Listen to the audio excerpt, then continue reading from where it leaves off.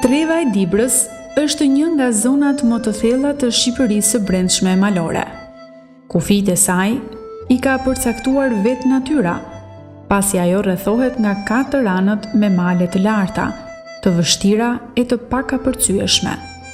Përmes kësaj treve të thepisur, gjarpëron drimi i zi, i cili buron nga liqeni i Ohrit.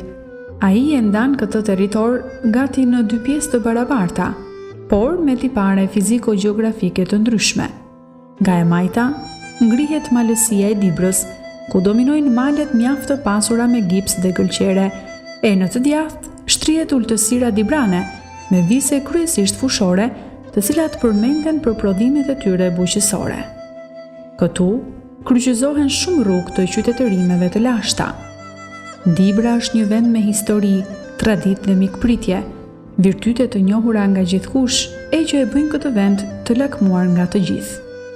Ajo shquhet nga hera për njerëz të shquar si në sferën e arsimit, artit, kulturës, zanateve të ndryshme, duke filluar nga këpucarët, zejtarët, frizerët, samargjint, orëtarët, rrubaqepsit, bukpjekësit, zdrukthëtarët, por edhe në sektorin bujqësor dhe blegtoral.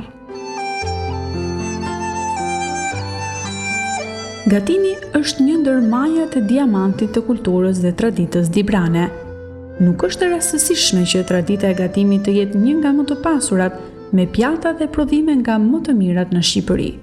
Disa nga gatimet më në zë të kësaj treve janë sheqerpare, shëndetlije, jufka me pul fshati, kuloshtër në tavë, petullat e malësis, pul me ara, bunguri ëmbël, kompostot dhe reçelrat, si dhe e famshmja halv dibrane. Të gjitha këto gatime, anvisa dibrane i ruajnë me fanatizëm, ashtu se që ruajnë edhe dialektin e tyre të rrallë dhe natyrën e pashoqe. Çdo punë dhe veprimtari dibrane është përcjell nga brezi në brez përmes këngës dhe vargjeve, prej djepit, synetit, fejesës, martesës, vajit dhe rritet e motmotit. Sa i përket gruas dibrane, në përgjithësi ajo është veçuar nga të gjithë gratë e trevave të tjera për pastërtinë e saj, shijen e mirë në veshje, por edhe për zgjedhjen e rendive shtëpiake.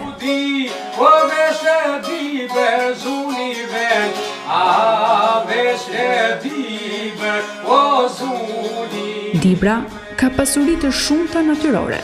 Uji i pishëm që buron nga mali, si dhe banjat termale me aftësi kuruese për mjaft sëmundje, të cilat vizitohen nga gjithë bota.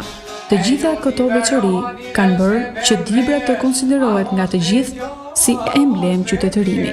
Ato fjalë që ti thot sot, o me kuptu duhet një mot, a me kuptu